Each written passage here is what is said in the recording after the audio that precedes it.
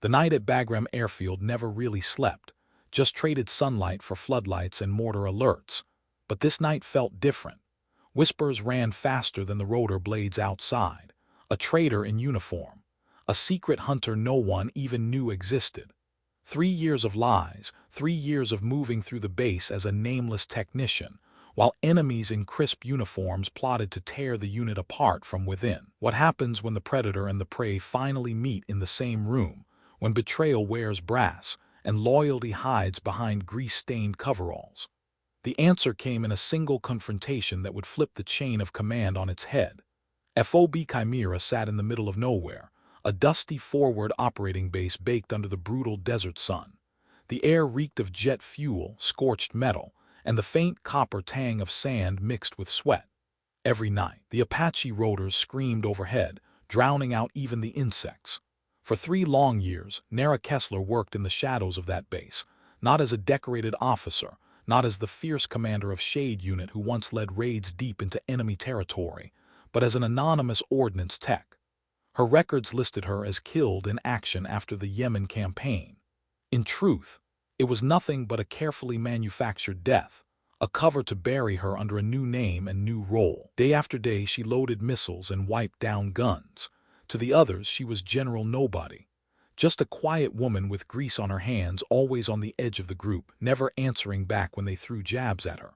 "Hey, Nobody," one private laughed once, tossing her a dirty rag. "Make sure you polish that hellfire real good. Wouldn't want to jam my bird tomorrow."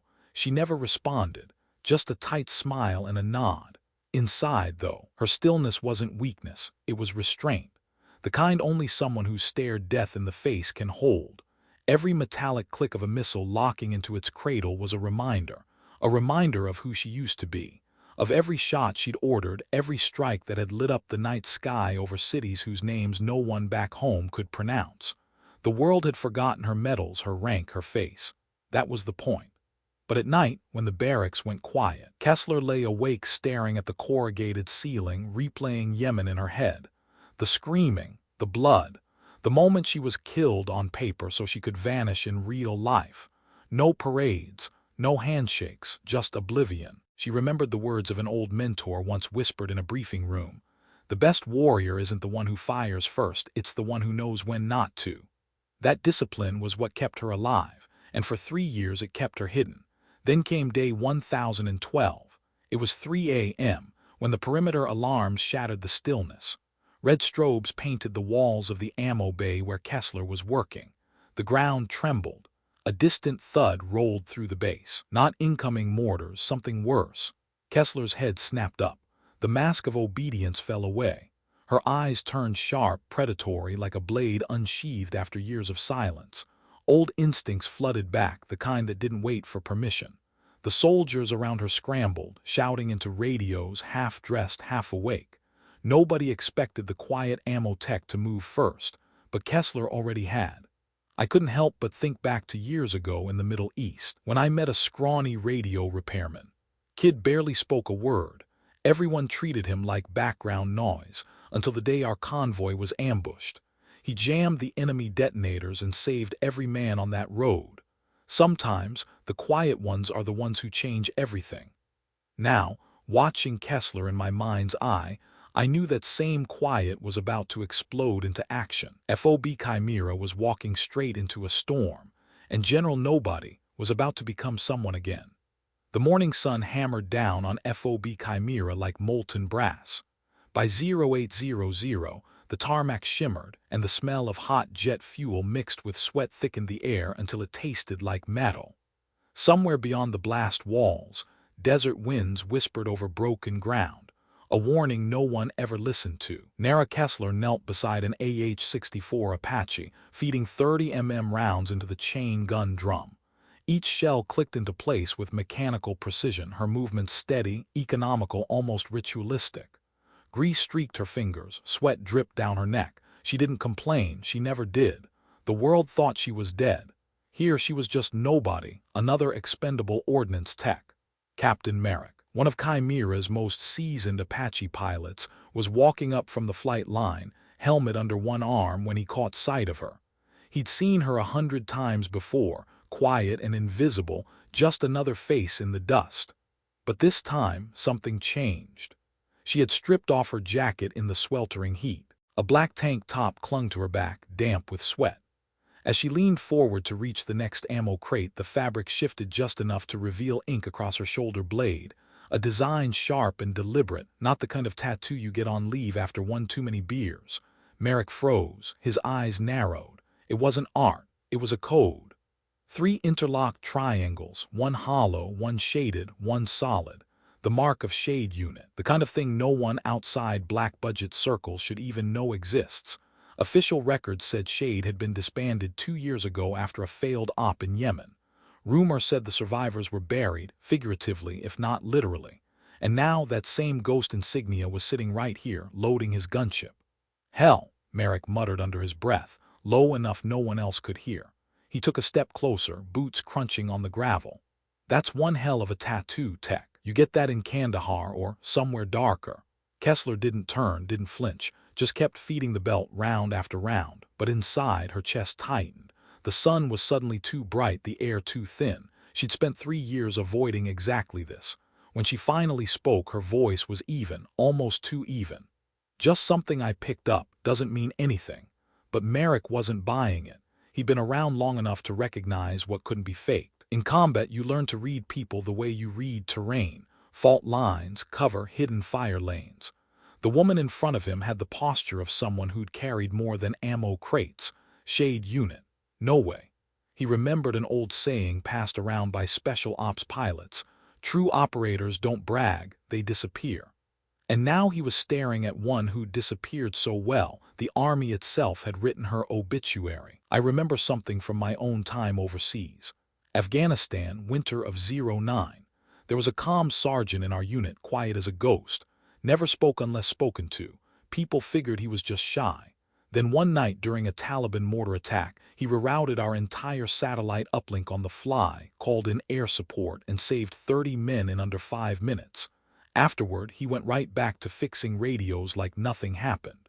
In the military, there are signs you don't ignore: tattoos, dog tags, strange habits at the range. Anyone who's ever worked Black Ops knows. You can spot your own kind in a heartbeat. Merrick set his helmet down on the ammo crate beside her. He didn't smile. "You know, I've flown with guys from every special ops task force out there, but Shade's supposed to be gone." Kesler finally looked up, eyes dark, jaw set. 1,000 unspoken warnings hid in that stare. "Then you didn't see anything, Captain." It wasn't a threat. It was a statement, cold, final. But Merrick wasn't the kind to walk away from a mystery. And now the quiet tech had become the biggest one on this base. Overhead, the sound of incoming Apache is cut through the heat haze, rotors chopping the air. The next sortie was loading up and Merrick had to move, but his mind was already racing faster than his bird's engines. Who the hell was this woman? And what was she doing buried out here in the middle of nowhere? That question wouldn't stay unanswered for long. Because by nightfall, FOB Chimera would be under threat, and General Nobody would have no choice but to show her real face. The night at FOB Chimera was suffocating, thick air, no wind, sky black as gun oil. Floodlights painted harsh cones across the tarmac, while the distant hum of drones stitched an uneasy lullaby. In the operations bunker, screens glowed pale green, data streams crawling across them like snakes. Lieutenant Colonel Richard Callahan sat behind his desk, uniform sharp as always, silver oak leaves gleaming. To anyone else he looked like the perfect officer, disciplined, articulate, with a chest full of commendations. But Kesler had been watching him for 3 years and she knew better. Tonight his voice carried the calm authority of a man giving routine orders. "Flight Team Alpha confirmed nav points Sierra and Lima," he said over the secure comm. "Maintain radio silence after departure. You'll have clear skies." Clear skies, that was the code. Hidden in the words was a trap. Merrick's Apache flight was about to hit a corridor laced with GPS jammers. If his bird went down, Callahan would blame faulty ordnance maintenance, and Kesler would be the fall guy. She knew the pattern by heart now. Callahan leaking targeting grids to insurgents, sabotaging missions just enough to look like accidents. He'd sold more than intel. He'd sold out his own people. Kesler worked alone in the shadowed maintenance bay, the clink of tools echoing in the metal cavern.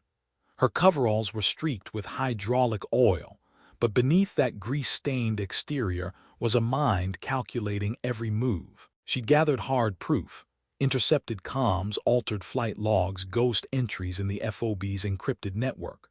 All of it pointed to one man. But tonight was different. Tonight Callahan was cornered. I remember my time at Bagram back in '05. We caught a major in the intel office moving flash drives out in coffee tins. People think traitors are raw recruits desperate for cash. Wrong. The real threat wears polished boots, knows every access code, and walks through security with a salute. High rank doesn't make you safer, it makes you invisible. On the flight line, Merrick's Apache was spooling up, rotor blades slicing the dark. Kesler tightened the last fastener on the ammo drum and gave him a curt nod. No words exchanged, but inside her pulse was hammering. She'd warned him without warning, just a glance, a hint of tension in her voice during pre-flight checks. Merrick didn't miss things like that. The flight launched into the black desert, formation lights barely visible. 20 minutes out it started, navigation screens flickered, waypoints jumped, and alarms screamed through Merrick's cockpit. He wrestled the controls as the bird dropped altitude fast enough to pin him to his seat. Chimera, we're losing nav feed, what the hell's going on? No response. The jammers were live. Merrick yanked the Apache into manual flight, eyes locked on the horizon. His co-pilot swore under his breath, flipping switches to no avail. Below, jagged terrain waited like teeth. It took every ounce of skill to keep them from turning into fire and wreckage. Back at Chimera, Callahan stood in the command post, watching the blips on the radar screen blink out one by one. His face showed practiced concern. Damn it, another maintenance screw-up. Get me that tech in ordnance. Now. They dragged Kesler into the operations room, still in her oil-stained coveralls. Callahan's tone was ice. You've been in charge of these birds' ammo feeds for months. What did you do to them? She met his gaze, unblinking. Nothing. Maybe you should ask yourself what you did to the nav grid. The room went still. A junior comms officer glanced up nervously, sensing danger in her words. Callahan stepped closer, voice low enough for only her to hear.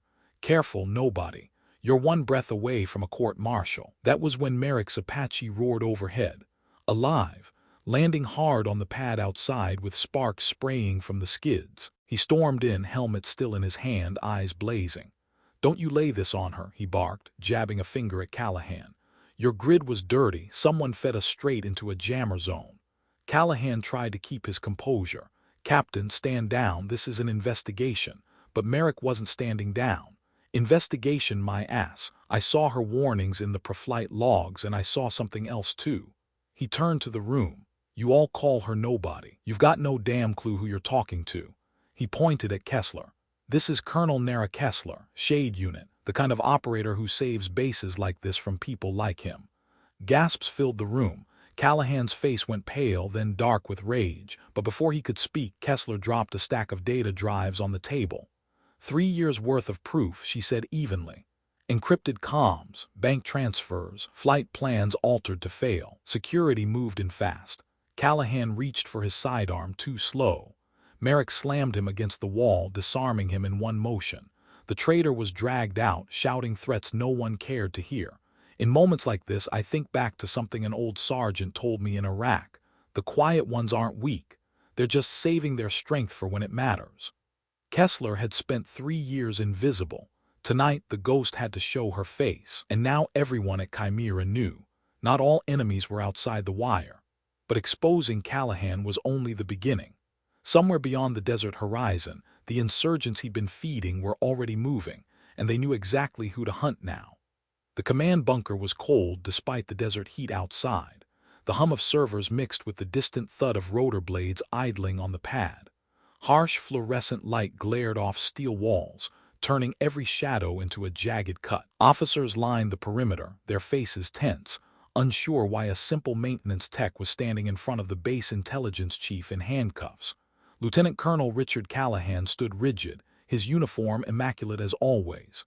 He looked like the picture of military authority, square jaw, pressed sleeves, a voice sharpened by years of command. But his eyes betrayed him. They kept darting to the evidence drive in Kesler's pocket like it was a live grenade. Arrest her, Callahan barked. She's compromised the fleet, Put her in the holding bay until JAG gets here. 2 MPs stepped forward. Kesler didn't flinch. Her grease-stained coveralls looked out of place among the clean uniforms, but her posture didn't belong to a mechanic. It belonged to someone used to giving orders, not taking them. That was when Merrick moved. He had just come off a brutal emergency landing, helmet still under his arm, flight suit streaked with dust. His voice cut through the room like a rotor blade through air. You lay one hand on her and you'll answer to me. The MPs froze. Callahan's glare shifted. Captain Merrick, stand down. This is an internal matter. Merrick's jaw clenched. Internal? You think sabotaging a flight crew is internal? He turned, addressing the room. You all think she's just a tech who loads ammo drums. You're dead wrong. The officers murmured. Callahan stiffened. This isn't some mechanic, Merrick continued, stepping closer to Kesler. His eyes were steady, unblinking, the kind of look pilots get when they've stared death in the face and walked away. This is Colonel Naira Kesler, Shade Unit. She's the reason my entire squadron walked out of Yemen alive. The words hit like a detonation. Shade Unit, everybody had heard whispers. A covert task force that officially didn't exist. A name spoken only in classified briefings or over stiff drinks after midnight. Callahan tried to laugh it off. This is absurd. She's delusional, Merrick. You're exhausted from the flight. But Merrick didn't back down. You want absurd. Try explaining why our nav systems were routed through a dead corridor tonight. Try explaining why every time you're on duty, our birds come back with bullet holes, or don't come back at all. The tension in the bunker was suffocating. Kesler finally spoke, her voice low even, carrying the calm authority of someone who had spent a career in rooms far more dangerous than this. 3 years, she said, pulling a compact encrypted recorder from her pocket. 3 years of watching you sell out your own people, bank transfers, comms intercepts, mission data rerouted. She placed the device on the table, its tiny screen lit up with timestamps, voice snippets, and satellite pings. You didn't even bother to cover your tracks, Callahan. You thought your rank would protect you. Callahan's face drained of color. This is fabricated. No, Kesler said. This is your voice authorizing grid leaks, your codes uploading false flight data. I have every file mirrored to Central Command. The moment this device powers down, it all transmits automatically. For a long moment, the room was silent except for the soft hum of the servers. The MPs glanced at each other. One of them shifted uneasily, waiting for someone to give an order that didn't come. Callahan's composure cracked. He lunged for the device. Merrick was faster. In one motion, he slammed Callahan against the steel wall, forearm pressed to his throat. Try that again, Merrick hissed, and you won't be standing. Security flooded in now, weapons half raised, not at Kesler but at Callahan. The base commander himself stepped forward, a grim look on his face. Lieutenant Colonel Richard Callahan, you're under arrest for treason, sabotage, and providing material support to hostile forces. Callahan snarled as they wrenched the sidearm from his belt. You think you're safe now? You think this ends with me? Kesler looked him dead in the eyes. No, this ends with every name on your payroll, and I already have the list. They dragged him out, shouting threats into the stale air. The door slammed behind him, leaving only the faint buzz of the fluorescent lights. I remember something my old first sergeant told me in Helmand. Ranks just clothe. Character's what keeps you alive. Callahan had all the cloth in the world and not an ounce of character.